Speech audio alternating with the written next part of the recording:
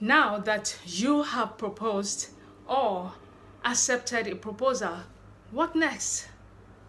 I'm here to help you understand the next steps.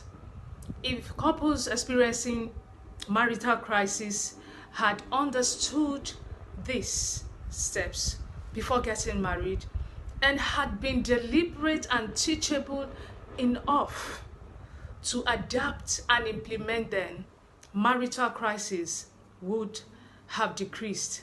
But now all singles have the opportunity to learn and implement these steps in order to experience marital fulfillment. The first step is defining and agreeing on expectations.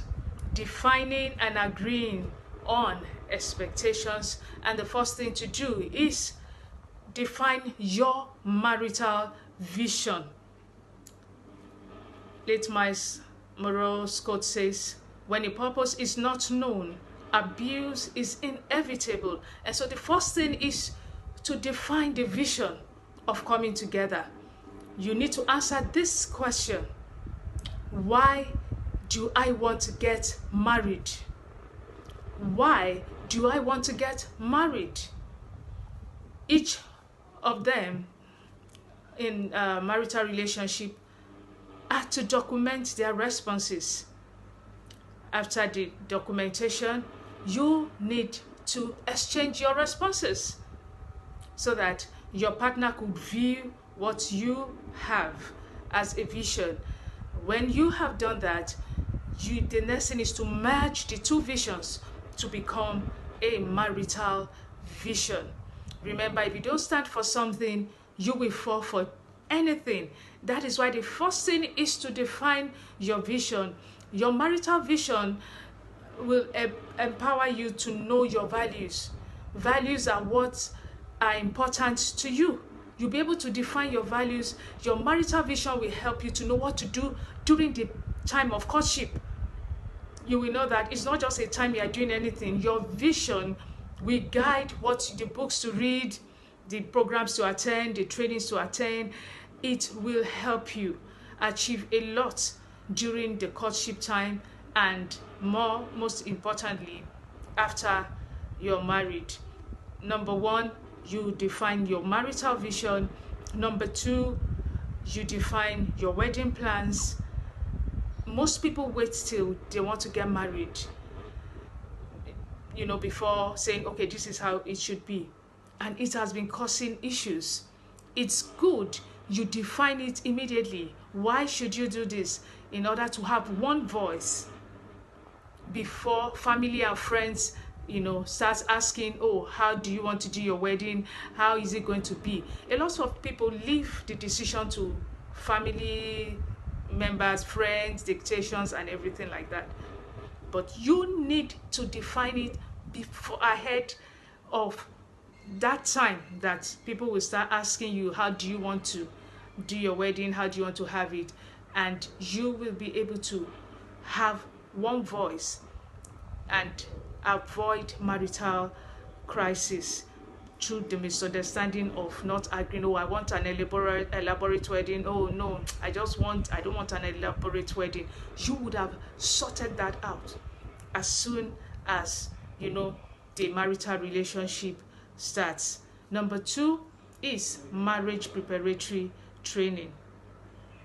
The next step is marriage preparatory training. Marriage preparatory training. Most individuals believe marriage preparatory training should be after the wedding date has been fixed. It's not the best time. The best time is as soon as you propose or accept a proposal. You need to register for this training in order to build a solid foundation even before the wedding day. Now, there are three processes an effective marriage preparatory training must have. Number one, it must take the two individuals through a process of becoming more self-aware. The process of becoming more self-aware in order to help each of them reflect and define their values. That is, those things that are very important to them. Remember, your individual values, they are very different from the marital values. Your individual values are the values you have been living with before you met your partner. So they are different from the values you define after getting your marital vision. You need to define your values. That marriage preparatory training must be able to help you reflect and define on your non-negotiables, that is, experiences you need to have during a marital relationship.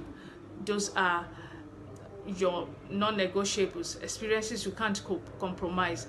Then your deal breakers are experiences that could make you end that relationship. You need to define them. The process, that training should be able to help you reflect and define on your personalities, your love languages. The two individuals must be empowered to define these different aspects of their lives, their communication styles, emotional intelligence. You need to be able to be taken through that process, and a process to understand how to heal from trauma. So that is the first process you need to look out for, the process of self-awareness. Number 2, alignment with partner. After being self-aware, the training must be able to help the two partners align with each other. There is always a process to do that in order to ensure that the two people agree. Their individualities agree. All they have defined about each other could just be put together to become one. And so there is a process that will help individuals to really achieve that. Then we have family system creation process. The third process is family system creation. Family system creation is about creating rules, guidelines, principles that would help you sustain your family. It has to be two individuals coming together to agree on how they want each aspect of the family life to be: financial planning, the intimacy, parenting, how to bring in strangers, whether they would like to engage house help or not, whether they want anything or not. That family system creation is a process that will help two individuals to define different aspects. What happens if someone lost a job? In the nearest future, what happens when one's health is challenged? A lot of things are to be defined. What happens if one has to travel for a long time? A lot of principles to guide and to ensure that you work together as a team. These are 3 processes that must not be overlooked before getting married. And when you are looking out to register with any organization, look out for those 3 processes. As Married with Harmony, we are passionate about empowering those in courtship to get it right and to build a solid foundation. That is why we always have our solid foundation training, where we train those in courtship, empower them, take them through these processes. And we always have amazing testimonies from couples who have really gone through this training. The next training is parenting training. Parenting training. All singles are to go through this training before getting married. I would like you to understand that the fact that you are a mother or a father doesn't automatically make you to be a good parent. So we have trainings that would empower you to learn how to discover the personality of your child, how to make them manifest their purpose on earth. But what we see nowadays, are parents who nurture children based on their trauma, based on their own personalities, based on their experiences. That shouldn't be. Each child is destined to fulfill purpose on earth, and it is the duty of parents to be able to discover and help them manifest it. So as a single who is in marital relationship, you need to both go through this training to be informed before you start bearing children. I think these steps have been helpful. Number one, defining and agreeing on expectations.